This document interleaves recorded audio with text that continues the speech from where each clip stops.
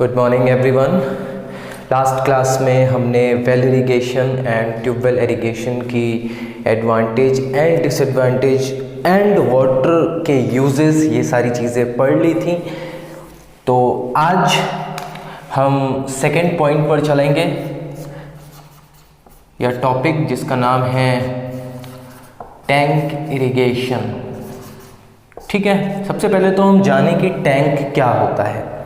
ज़मीन पर कोई थोड़ा सा गहरा हिस्सा, ठीक है, गड्ढेनुमा हिस्सा जो कि बहुत बड़े एरिया में फैला हुआ हो और उसमें जो रेन वाटर है वो कलेक्ट होता हो। ठीक है, सपोज ये एक एरिया है और यहाँ पर ऐसे कुछ गड्ढे टाइप का एरिया बना हुआ है, ये है ना। और ये हमारे बादल हैं जिनसे बारिश हो रही है और जो पानी है वो टैंक में कलेक्ट होता चला जा रहा है। तो ये जो एरिया है, ये पूरा का पूरा एरिया, इसको हम क्या कहेंगे? टैंक। ये तो बात हो गई नेचुरल टैंक की, but we can also construct, ठीक है, एन आर्टिफिशियल टैंक। किस तरह से बना सकते हैं? जैसे कि ये एरिया मान लीजिए, एक दीवार यहाँ पर, एक दीवार यहाँ पर, बस बन गया टैंक। इसमें भी अब पानी कलेक्ट हो सकता है, रेन वाटर, है कि नहीं? तो ये नेचुरल है और ये आर्टिफिशियल है, यानी कि मैन मेड, नेचुरल। तो दो तरह के टैंक होते हैं। तो अब आपको पता चल गया कि टैंक क्या होते हैं। तो टैंक का जो कंस्ट्रक्शन है या टैंक के लिए जो फेवरेबल कंडीशंस हैं वो कौन कौन सी होनी चाहिए वो भी हम जान लेते हैं। हेडिंग होगी रिक्वायरमेंट्स फॉर बिल्डिंग टैंक्स। क्या क्या रिक्वायरमेंट है टैंक्स को बनाने के लिए? नंबर वन,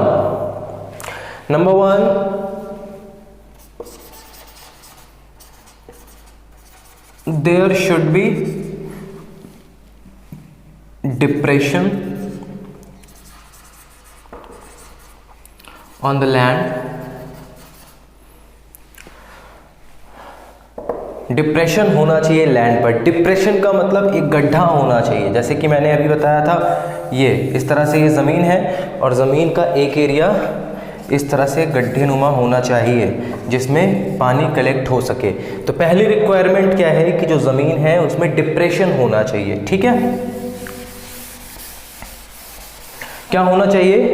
डिप्रेशन होना चाहिए। दूसरा, एम्पल अमाउंट ऑफ रेनफॉल, यानी कि प्रचुर मात्रा में रेनफॉल, यानी कि इतनी रेनफॉल हो कि हम उस पानी को टैंक के अंदर कलेक्ट कर सकें। समझ में आ रहा है बात? तो एम्पल अमाउंट ऑफ रेनफॉल होनी चाहिए। ठीक है।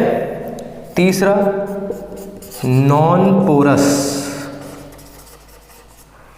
बेडरॉक होनी चाहिए। नॉन पोरस का मतलब एक ऐसी ज़मीन जो कि पानी को सोखती ना हो, जिसके ज़रिए अंडरग्राउंड वाटर पर्कोलेशन नहीं होता हो। सपोज करिए कि कोई पोरस ज़मीन है, हम उसमें चाहे जितना भी पानी भरें वो पूरा का पूरा पानी नीचे ज़मीन के अंदर पर्कोलेट हो जाता है। ठीक है, तो इस हिसाब से टैंक में तो पानी कलेक्ट हो पाएगा नहीं, क्योंकि जितना भी पानी बारिश में आता है वो सारा का सारा ज़मीन के अंदर चला जाता है। तो इसीलिए हमें क्या चाहिए? नॉन पोरस बेडरॉक चाहिए जो कि पानी को अंडरग्राउंड पर्कोलेट होने से प्रिवेंट करे, तभी ना टैंक में पानी रह सकता है।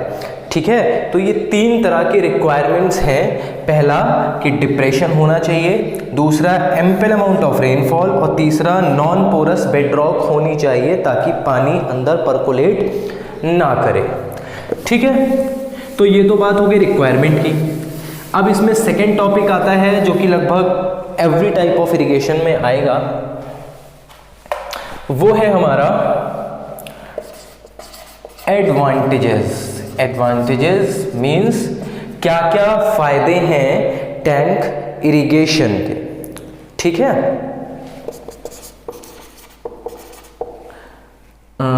Minimise run off. Minimise run off का मतलब जो हमारा पानी बरसता है, यानी बारिश के समय में जो पानी जमीन पर आता है उसको बह जाने से रोकने के लिए minimise run off and conserve rain water, ठीक है। Minimise run off and conserve rain water, क्या कि बारिश के पानी को कलेक्ट करने के काम में आता है टैंक। दूसरा, बह जाने से रोकने के लिए भी काम में आता है। जाहिर सी बात है, अगर हम पानी को कहीं कलेक्ट कर लेंगे तो वो बहकर कहीं भी बर्बाद नहीं होगा, ठीक है।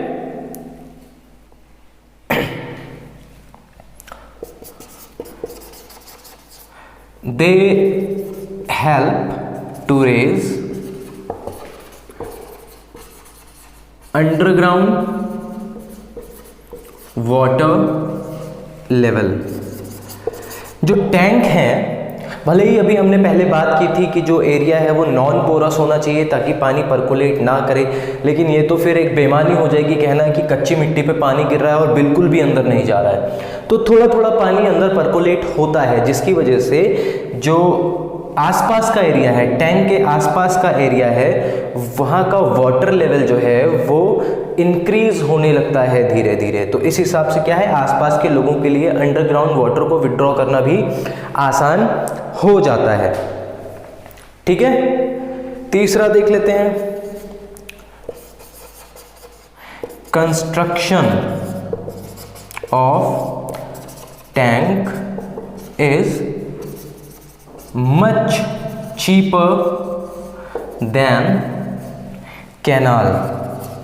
अगर हम कैनाल से कंपैरिजन करें तो जो डैम है उसकी कंस्ट्रक्शन वैल्यू या जो उसकी कंस्ट्रक्शन कॉस्ट है वो कैनाल के कंपैरिजन में बहुत, मान लीजिए कि अगर एक कैनाल 100 रुपये में बन रही है फॉर एग्जांपल, तो उसके हिसाब से अगर हम कंपेयर करते हैं तो मुश्किल से 2 या 3 रुपये में ही टैंक बन रहा है। तो आप खुद कंपेयर कर सकते हैं कि कितना अंतर है, ठीक है। तो construction of tank is much much much cheaper than canal, ठीक है। इसको रफ कर देते हैं।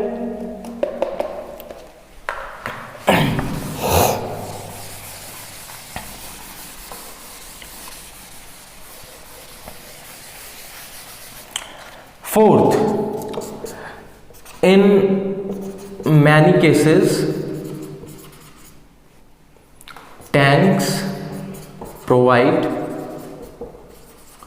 drinking water. Drinking water mostly in rural areas. बहुत सारी ऐसी भी जगह है जहाँ पर टैंक का पानी अभी भी ग्रामीण इलाकों में पीने के काम में आता है, ठीक है।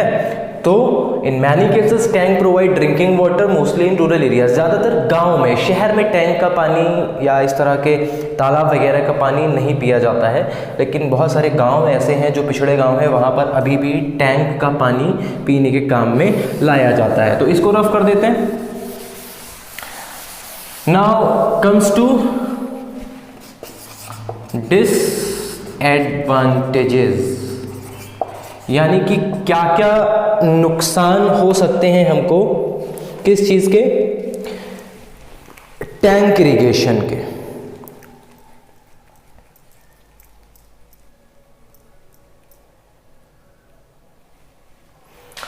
पहला, water loss. Water loss by evaporation.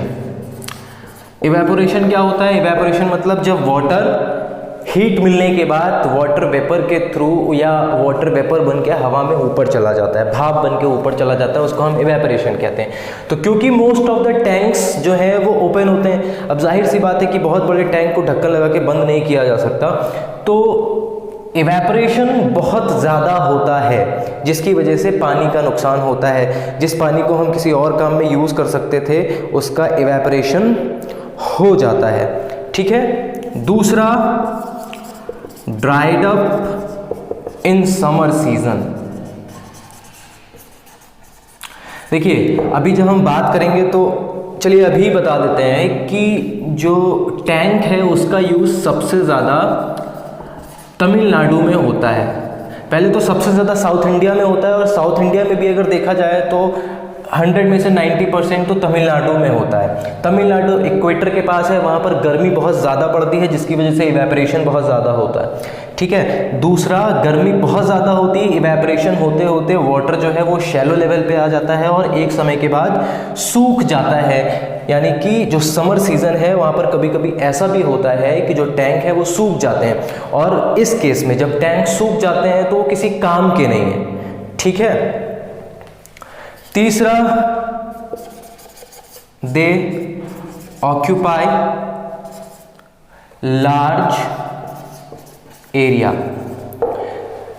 Occupy large area का मतलब क्या है कि समर सीजन में टैंक सूख गया, अब उसमें पानी नहीं है तो हम उससे इरिगेशन की फैसिलिटी का यूज़ नहीं कर सकते।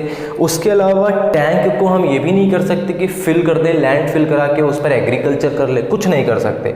तो कुल मिला के क्या है कि जिस लैंड पर भी टैंक है वो यूजलेस एरिया हो गया है उस पर्टिकुलर टाइम स्पैन के लिए, जबकि उसमें पानी नहीं है। ठीक है, तो दे ऑक्यूपाई लार्ज एरिया। ठीक है, इसको रफ कर देते हैं। Tanks are silted soon. Tanks are silted soon.